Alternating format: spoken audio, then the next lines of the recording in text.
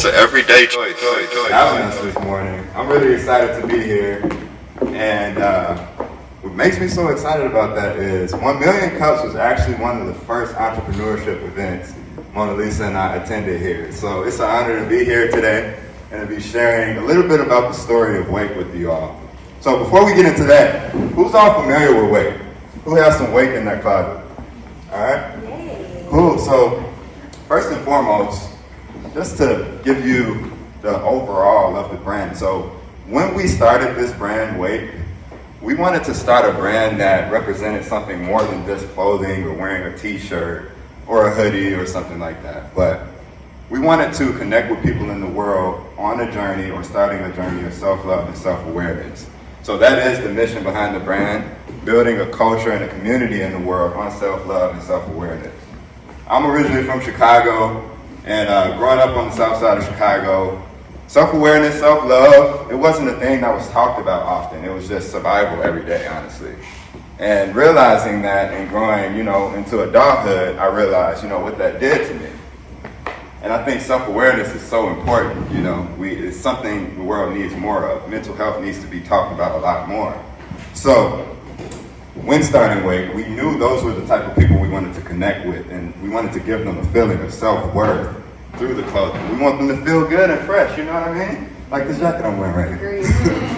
And that's kind of building culture, that portion of the brand. That has always been the mission for us. So Mona Lisa and I started Wake October 5th of 2018. That says 13, it's not. 2018.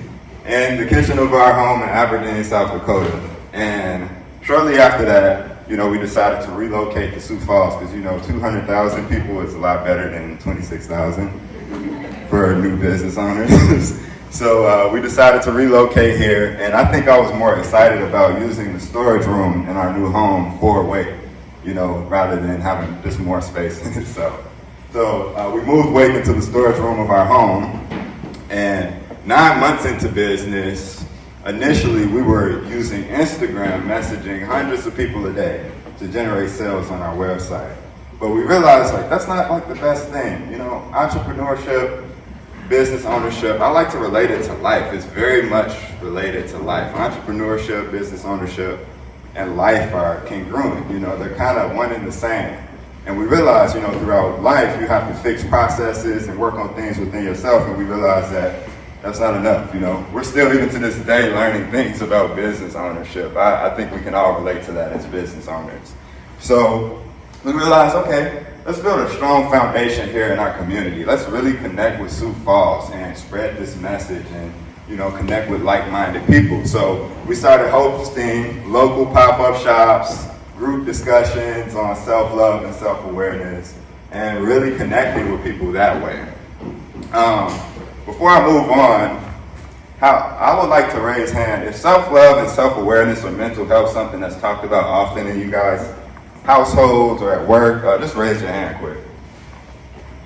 That's awesome. So I see a few hands that went up. So that there tells me that this is something that needs to be talked about a lot more. And I believe this talk creates a better work environment, a better culture in your company. And that's something we really focus on. So this generated, attention from local publications like Sioux Falls Business Insider. They covered us, one of the first to cover us. And we started to outgrow that room in our home. So August 31st of 2020, in the midst of all the craziness going on, we moved into our first commercial facility, right out in T. Cleaned up the warehouse. It was really cool moment for us. And that actually caused a lot more buzz within Sioux Falls, a lot more attention. So media outlets, more media outlets. Kellerland covered us a few times. Sioux Falls Business Insider, again. And not just here in the community, but within the region. So this really expanded our reach, really strengthened our foundation, and really has made the mission a lot more important, not just in this community alone. So that's a little bit about, Wake right there. That's Mona Lisa's office. This is mine. Sometimes, I can't leave this place, honestly. I love what I do, and sometimes I got like 5-6 calls. Fellas, y'all know how that might be. Sometimes you love being at work and stuff, and that's how it is for me. You know, that's my home away from home.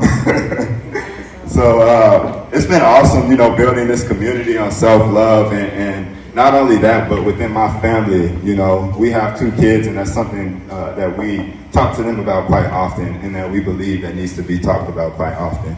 You know, even outside of the business side of things, that it's so important to us. So I'm excited to get into this next part. I'm going to let Mona Lisa take over for this part, because this is some very exciting news.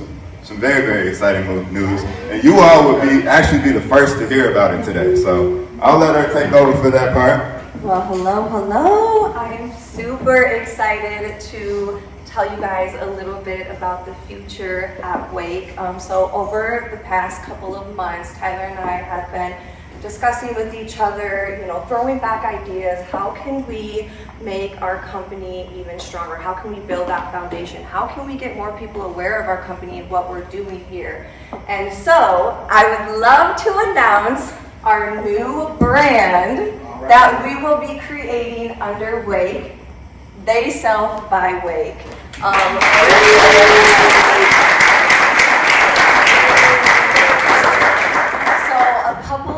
Things with this brand. One of the main things is this brand will be catered towards women, all of the beautiful women in the world, and it will be all about woman empowerment. And you know, when a woman thinks of themselves, I want them to think like, wow, that is my best friend. This brand will be full of inspiration and just for an everyday woman, whether she's deep into her career or a woman that has no idea what she wants to do with her life. We want this brand to be your inspiration. And so I'm super excited. Oh, another main thing too is the price point. So people that are familiar with Wake, you guys know that we are high fashion. Our price point is a little high. It's in the high fashion area. And so with this brand, we really wanted to make it a point to make sure that our price is affordable for every single one, every woman out here. And so I'm super, super excited. Other than that, yeah, that's the brand. I'm super excited, guys. Stay tuned. Follow us on social media. We are always on social media. And if you guys want to follow the process, that's where you can find us at. But that is the news. I don't want to get too much into detail. We're still, planning, figuring it out, and we will be launching the brand very, very soon. So, yes. Absolutely. So thank you guys so much for sharing this. 1 Million Cups is a very impactful, event here within the community, and it's an honor to be able to share our story with you today. So I'm going to hand it back over to Sadie. I think we're going to get into some other stuff quick. Awesome. Thank you so much for sharing a little bit more about your story. And now we'll get into the questions. And I will come around and hand the mic off for hands raised, but I'm going to start off with my question first.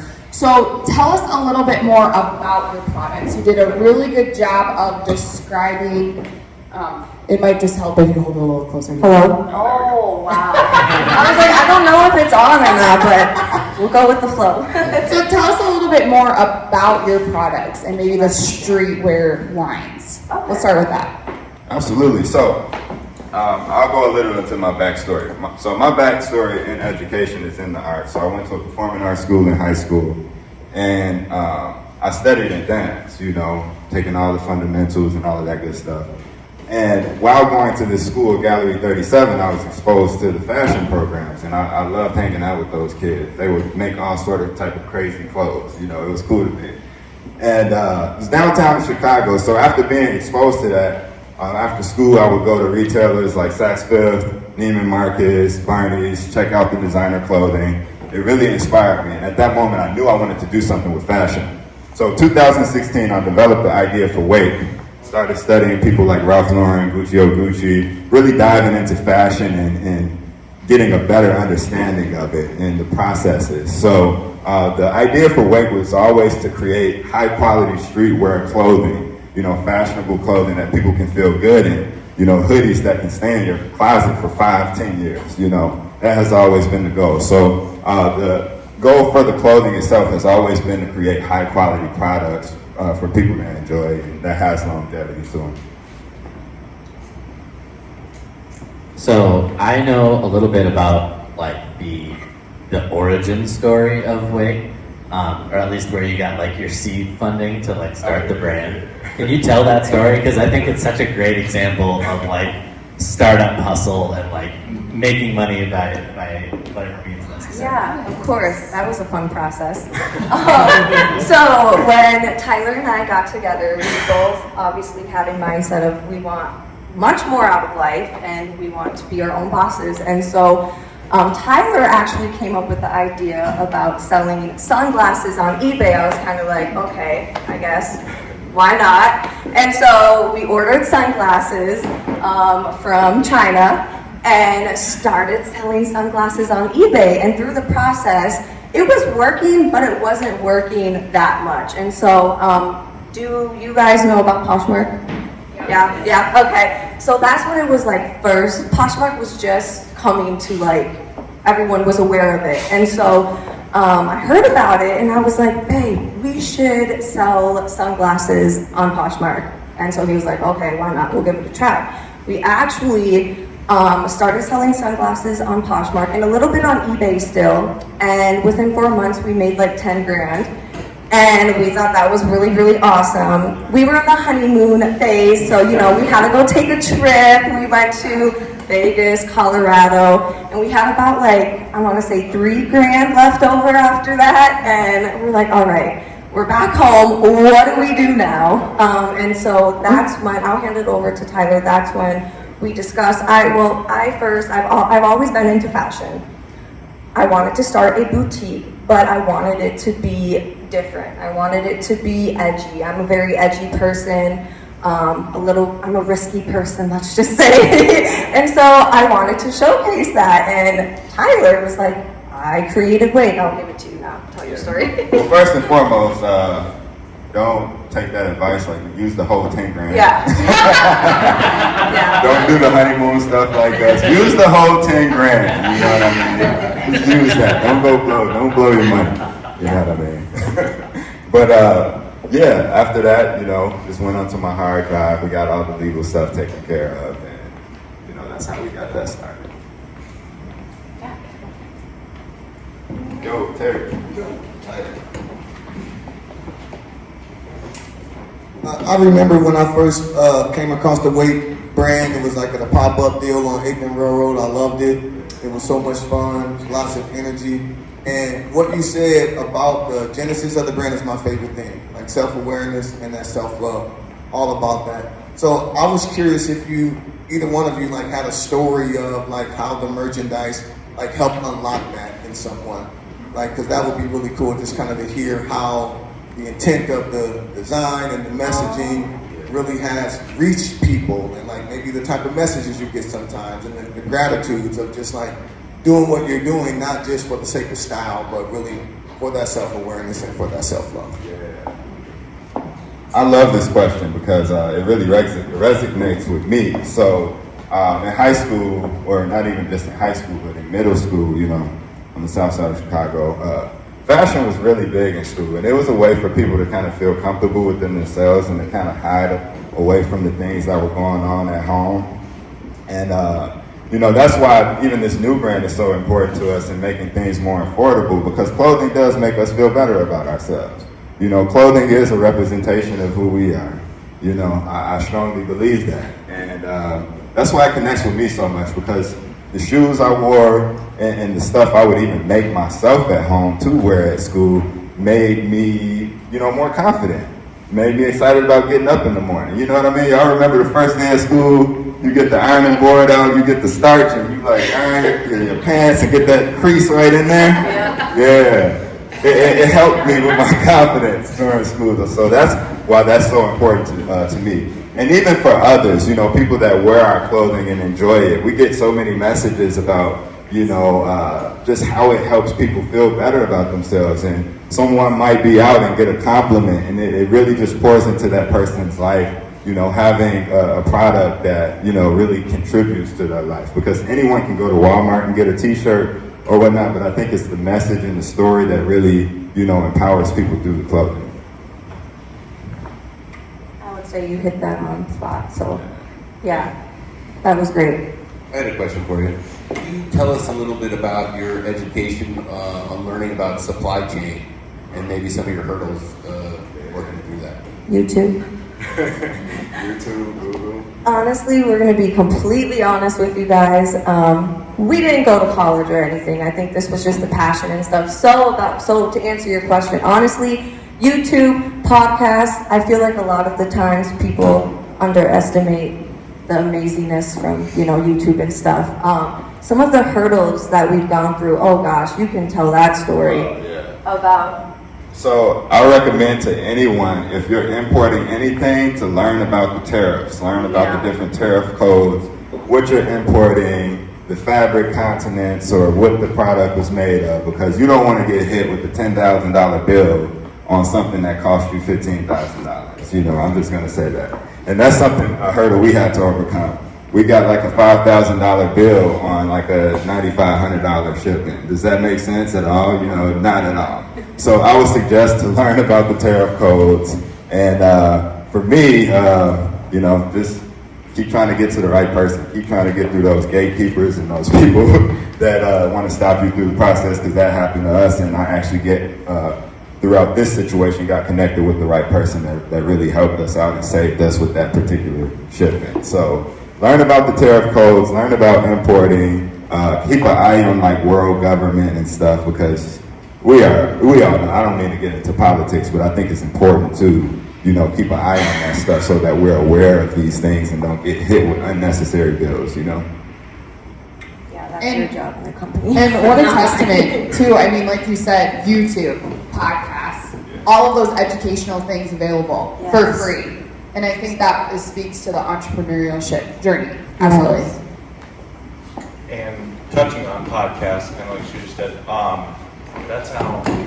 Closer. So touching on podcasts, that's how I first initially got introduced to you guys. So how can a lot of the people in this room continue to hear from you guys, maybe get involved with you guys? What would you say is the best way to do that? Social media. We are on our social media all the time. Honestly, that's how we built our brand. That's why we are here right now, is through social media. So if you guys want to stay connected, definitely follow us on social media. We are there every single day. And it's because too, we don't have like a store you guys can come into. Like, we are online e-commerce business, so with social media, like, that's how we connect with you guys. That's how we are able to build relationships with each and every one of you and be vulnerable on social media. So definitely social media for sure. It's been awesome for us. Hi, good morning. Quick question, you touched on world government just a little bit, and not the political side of stuff, but can you talk about how maybe the pandemic impacted your business and being able to get product and things like that? Because I've heard from more entrepreneurs that we'd love to do everything within, the continental United States, but that's not always possible. And I would say specifically in your business, that probably isn't reality at all. So how has that affected your way to do business in the last 18 months? Absolutely. So first and foremost, I'm the type of person with the mentality that if there's something going on that is necessarily hurting you, that tells us that there's a problem that needs to be solved somewhere. So I'm going to solve the problem. And just hearing of other people's stories, is really dear to my heart, because 2020 was actually a really good year for us. As you can see, we moved into our warehouse. So, and I think that had a lot to do with people being at home. We create streetwear clothing, hoodies, sweatpants, that sort of stuff that's comfortable for people. So, to answer your question, we did experience some problems with shipping. Shipping times were all off. We would have shipments waiting on the runway in China for like a week or two, just on the plane sitting there. So, I think that, when we're experiencing those sort of things, again, my advice would be to just get creative and really go back to the roots and what makes you passionate and driven about what you're doing, because that created opportunity for us to solve new problems within our business that we weren't focused on. And I've heard the saying many times, but a down economy creates new millionaires in the world. You know, if we look at any drastic event within the world, it's created new successful people. Example, Gucci is what it is today because of what happened around the time that it was being created. You know, Gucci, he made these leather products because his father, he learned it from his father, it was a family thing. And during, I believe, I forget what war it was, World War II or something like that, they couldn't source leather products during that time. So that's when they transitioned over to cloth and created the Gucci monogram, which we all know today. So just getting creative during those times and just figuring out ways to pivot, which is a word we've all been using over the past, almost 2 years. So you talked about how in the beginning you messaged a bunch of people on Instagram to try and drum up your business. And obviously that's not super scalable, right? That's a super time intensive process to message people and hope that 1% of them buy one of your products. But that is something that I'm hearing more and more about, is the concept of when you're starting up, you have to do things that aren't scalable to build that initial momentum. So my question is, would you do that again? If you were starting this brand today from square one, would you go back and would you message all those people on Instagram, or would you have a different approach? That's a good question.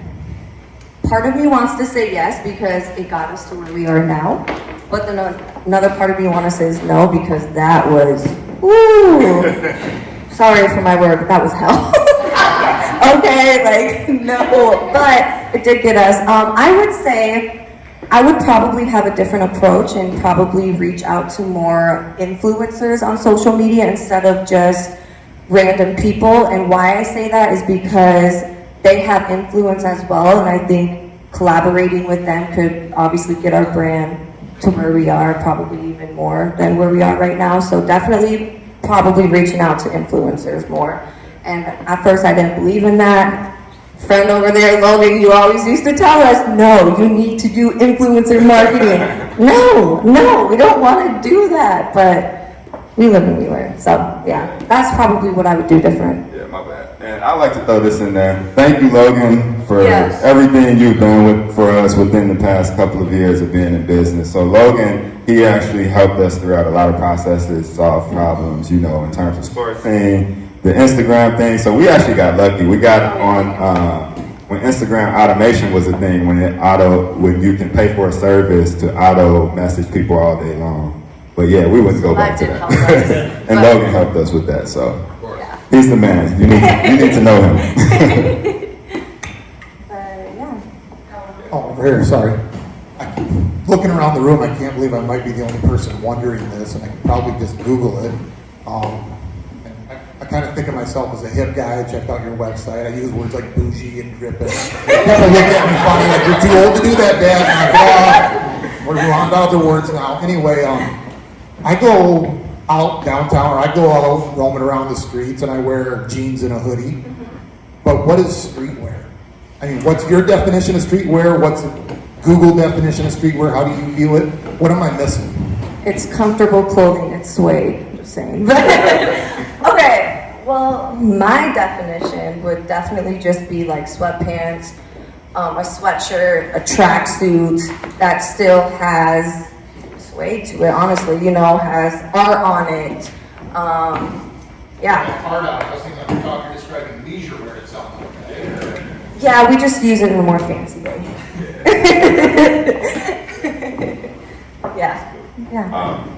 My definition, if you would like to, I think my definition is self-expression. Yeah. You know what I mean? Through just putting different pieces of clothing together and styling them together to complement each other and in a comfortable way. So that's how I would describe it. I guess maybe my question is sort of related, but I come from the generation of, when you think about fashion, and I personally love fashion, but it used to be that, brands would tell you, if you're this kind of shape, you should, wear this to be quote unquote flattering.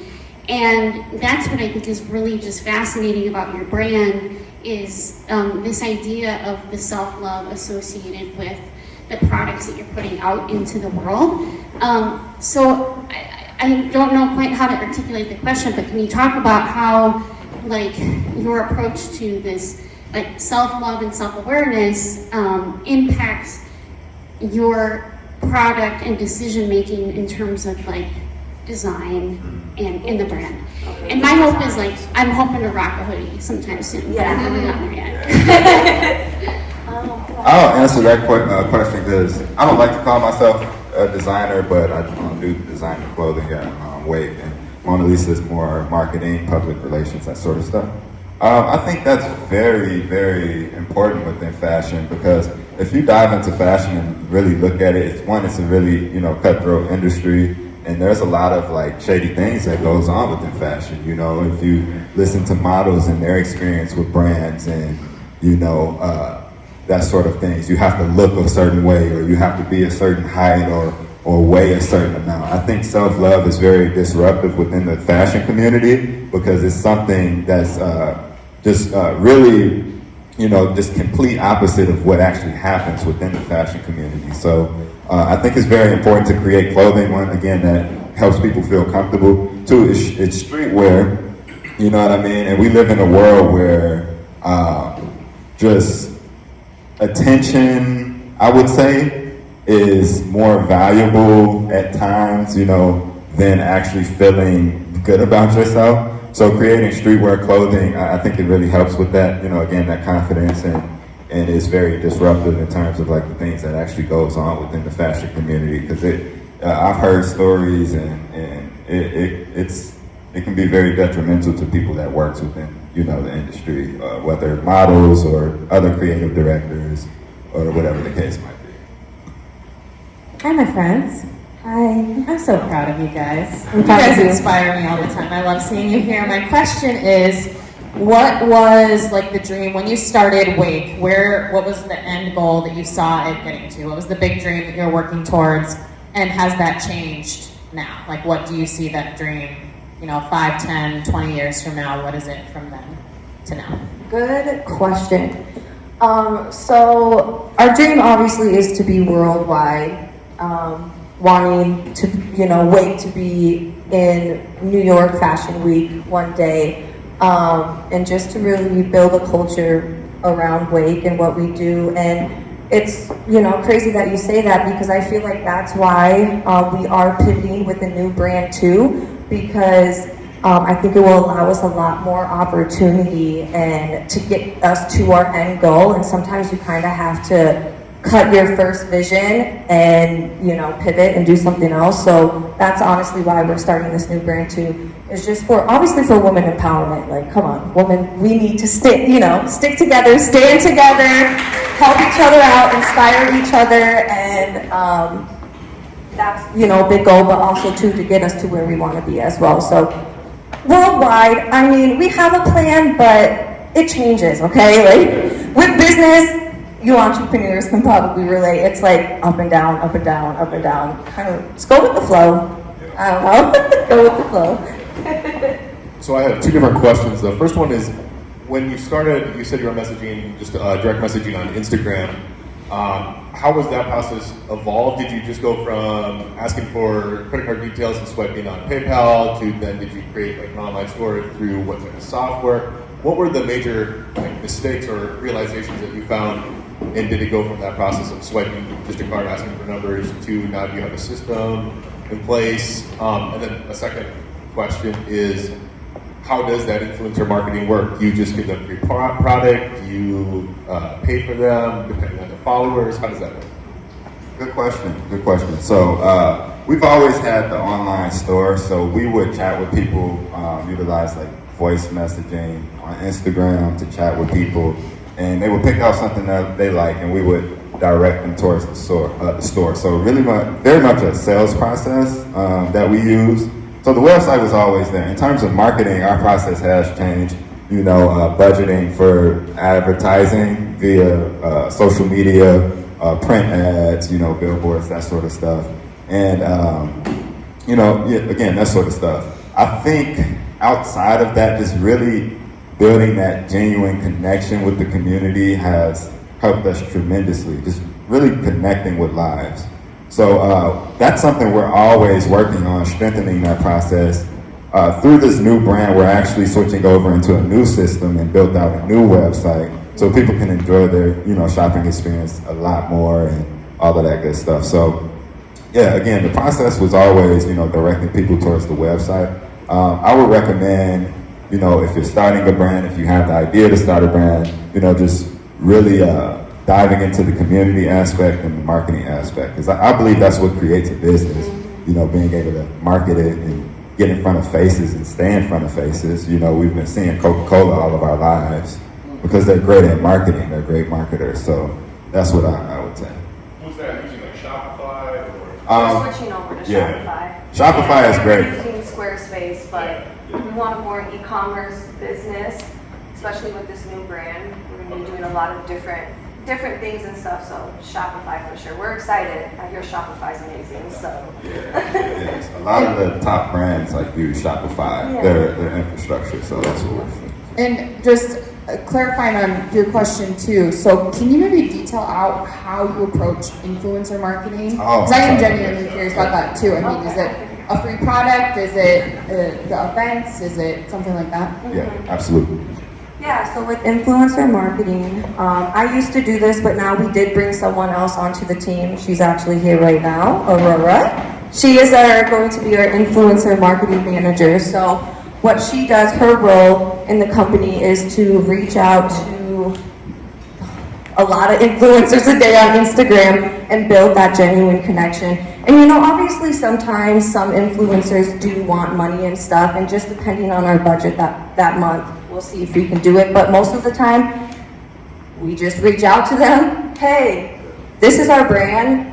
And for instance, right now we're saying, hey, this is our brand. We're starting a new brand. We really think your style would be amazing with what we're doing. And, build that connection with them. And then eventually, be like, hey, can we send you a PR package? And we'll send them out a PR package. And if they choose to post it on their social media, they do. And that's the thing too, if you're sending influencers things, especially for free, you can't really expect anything in return. You kind of are just hoping, so it's a little different than paying an influencer. We've done that before too, and sometimes it works and sometimes it doesn't. It's just kind of the luck of the game. What's in that PR package? Honestly, I think I want to add this too. I think everyone is deserving of the work they do. Everyone is deserving of the work they do. But honestly, we found out when influencers post our stuff for free, we get a better result because they're actually connected to the brand and what we're doing rather than just looking for a paycheck. They actually pour into it. And we've spent a lot of money on influencers. So I would recommend, like she said, just reaching out to a ton of them and seeing who really connects with you. Yeah, it's worth a try. And I also wanted to add in, I lost my thought. Dang it, it was a good one too. Dang. PR package. Making it look pretty and stuff, presentable. Just some clothing in there, and then we'll do like little postcards and stuff. And obviously the presentation, we want it to be cool, It's all about presentation, so. So yeah, but yeah, I had something to say, guys. Dang it. You'll think of it later. So I'll make this quick because I know he has a question in front of me too. So as entrepreneurs, sometimes we want to stop. Where do you go to keep going when you feel like, I know you probably don't think failure, but you probably like, I'm tired, I'm exhausted, I don't want to. What do you tap into to keep going? The passion, for sure. The passion and just remembering what our vision is with the brand, and remembering too that it's not just about us, it's about serving other people as well. And I think sometimes when we can get so into our head and it starts to turn to me, we get so lost. And so just taking a step back, breathing, looking within, and keep going, because when you choose that lifestyle of entrepreneurship, it's risky.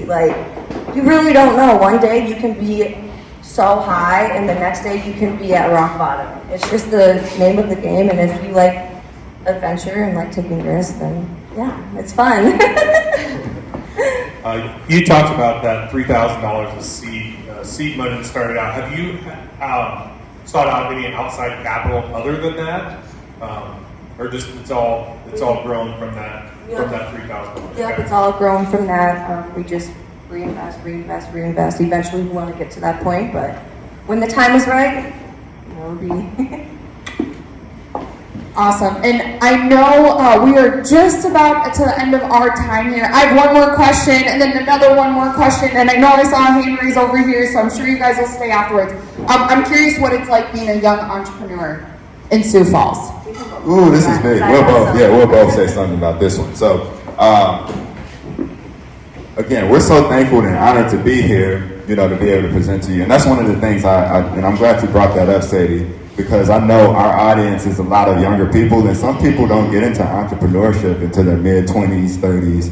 And we have a lot of people messaging us on social media, you know, that might be 16-year-olds old and they're interested in sneakers and want to start a resale business. They want to start a streetwear clothing brand, or they want to detail cars. So we always recommend attending local community events like 1 Million Cups and coming out, because there's so much information you can learn here just by coming, you know, on a Wednesday morning. So we're thankful that we were allowed to, you know, invite our audience out today, you know, younger people, and we will be posting, you know, things about this on social media so that younger audience can be empowered and more confident to come to stuff like this. Because a lot of times it might be intimidating for a 16-year-old or an 18-year-old to come to an event with people that are, you know, into their lives, successful, you know, into their careers. So we want it to be less intimidating for the younger generation to get started with those ideas that they have. We'll just have them skip class, right? Yes, skip class. No, not endorsing that. No. Y'all heard it. I didn't tell them. There's no 16-year-olds in here. No. If it is, don't skip class. Don't listen to me. Yeah, Christmas break. We'll bring the whole class out, right? That's the field trip. 1 Million Cups. Did you have something to say? Yeah, I think you said it pretty well. I think, with entrepreneurship, especially, to be quite honest, this was our first event that we came to back when we started Wake. It was so intimidating, not gonna lie. I was like, no, not in a bad way, just because we were so young. Like, I was, I think, only 20, around there, so but it was so cool. Like, it was very inspiring. But now I just encourage the young entrepreneurs, like, go get it, go hustle, go grind. I mean, go do what you, go make money. And you're the leaders of tomorrow. I mean, entrepreneurs of tomorrow. So thank you so much for coming. Now you're speaking. That's crazy. So the last question we always end on at 1 Million Cups is, what can we do as the Sioux Falls, as the entrepreneurship community to help you and Wake? I think that what Sioux Falls has been doing, you know, with Wake over the past couple years, you know, sharing posts on social media, talking to your friends and family about it. Thank you, Matt, for the gift card that you purchased and gave away. Things like that have been really helpful to us. Just really the grassroots thing, you know, because we never ask for too much, but the little things that people do for us has built us to be who we are and what Wake is today. So we're super thankful for that. So that's how you can continue to support. You know, we post something, share it. If something resonates from you, you know, you don't have to share it on your page, but maybe talk to your son or your daughter about it, or your coworker or something like that. So that's been very helpful. Awesome, thank you. And you will be staying afterwards in case more people have questions? Yes. Okay, very good. And thank you all. Let's give a big round of applause. Love isn't an easy journey. Especially when you came from a really broken place inside of you. It's an everyday choice.